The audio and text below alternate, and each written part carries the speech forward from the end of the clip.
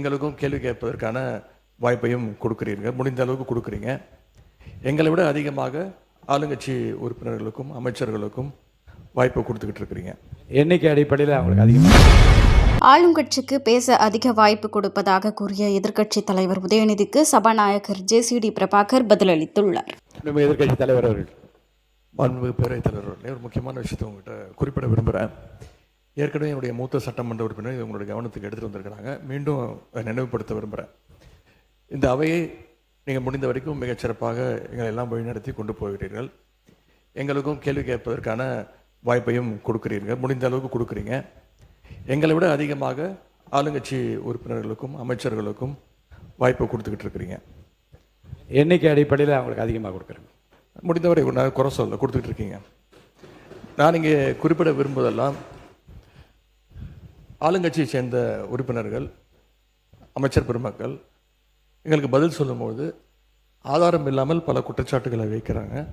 ஆனால் நீங்கள் அதையெல்லாம் அவை குறிப்பிலிருந்து சரியாக நீக்கிடுறீங்க. இன்னும் சொல்லப்போனால் சட்டமன்ற வரலாற்றிலே இதுதான் முதல் முறையாக எதிர்க்கட்சி உறுப்பினர்கள் பேசுவதை விட ஆளுங்கட்சி உறுப்பினர்கள் அமைச்சர் பெருமக்கள் பேசுவதையெல்லாம் நீங்கள் தான் முதலாக அவை குறிப்பிலிருந்து நிறைய எடுத்திருக்கிறீங்க. அந்த வரலாறு நீங்கள் படைச்சிருக்கிறீங்க. அதற்கு எங்களுடைய வாழ்த்துக்களை தெரிவிச்சுக்கிறோம். இப்போது இந்த அவை நிகழ்ச்சியெல்லாம் நீங்கள் லைவில் எல்லாமே போயிட்டுருக்கு. கேள்விகள் நாங்கள் கேட்டால் நாங்களே ஆச்சரியப்படுற அளவுக்கு, அதிசயப்படுற அளவுக்கு பதில்களையும் கொடுக்குறாங்க. கேள்வி கேட்டால் பதில் சொல்லலாம். இப்போ பாட்டெல்லாம் வேற பாட ஆரம்பிச்சிட்டிங்க. எங்களுக்கே சில நேரம் சட்டமன்றத்துக்கு வந்திருக்கோமா இல்லை இப்போ சூப்பர் சிங்கர் நிகழ்ச்சிக்கு வந்திருக்கோமா அப்படின்னு சந்தேகப்படுற அளவுக்கு இங்கே பாட்டு நிகழ்ச்சிகள்லாம் நடந்து கொண்டிருக்கிறது. நீங்கள் அவை குறிப்பிலேருந்து நீக்கிடுறீங்க. ஆனால் இதெல்லாம் நேரடி தொலைக்காட்சியில் போகும்போது இதெல்லாம் யூடியூப் சேனல்லையும் சோஷியல் மீடியாலையும் ரீல்ஸாக கட் செய்யப்பட்டு அதிகமாக ஷேர் செய்யப்படுகிறது. அதன் பிறகு நீங்கள் இதில் நீக்குவதிலே அர்த்தம் இல்லாமல் போய்விடுது.